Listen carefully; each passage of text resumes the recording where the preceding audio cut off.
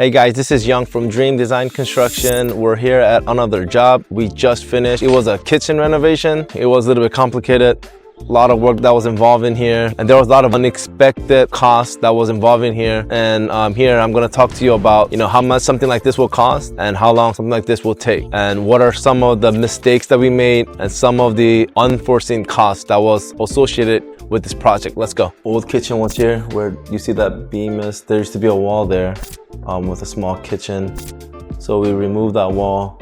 We added a beam because it was a load bearing and opened it up and just have a one long kitchen here. Then we added, of course, gas cooktop with the pot filler, hood, marble backsplash.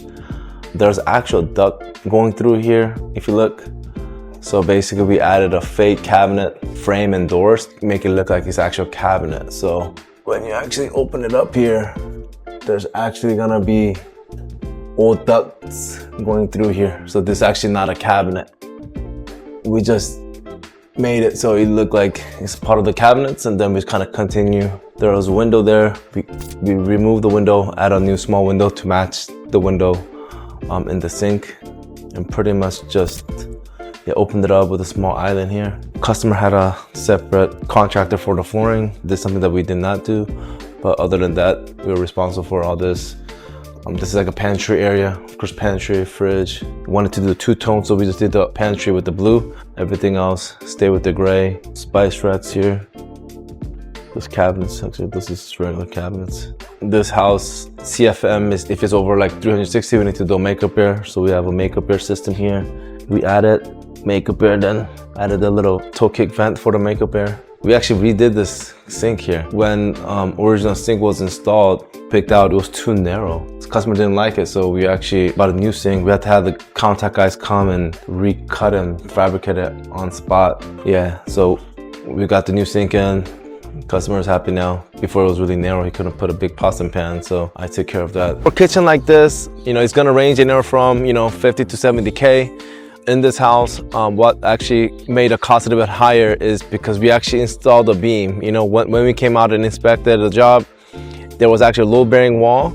So we actually had to take out the temporary support, everything, and actually add a beam to remove this wall. When there's obviously load-bearing or beam involved, the cost is definitely going to go up. There was some, the window we removed, adding new windows here. And because of the CFM for the hood, we had to add a makeup air.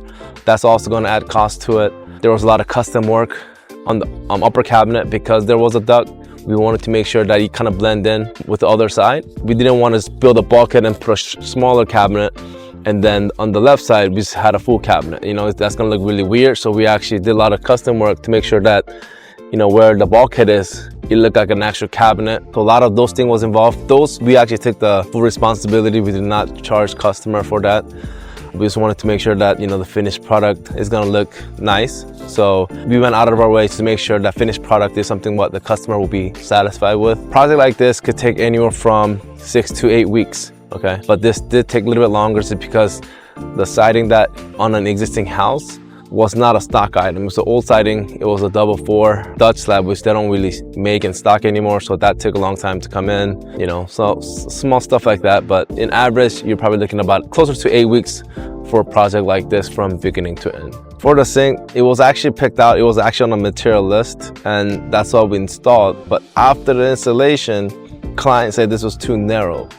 So on our material list where they signed off, he was telling me that they signed off on the color and the design, but not the actual dimension. So at the end of the day, it was a little bit more narrow than a normal sink. So we told the client, okay, that's fine. Customer bought the sink, new sink, but we credit back to him. So we pay for that technically. And then had the countertop guys come and, refixed to put the new sink in. We took the responsibility, pay for the client.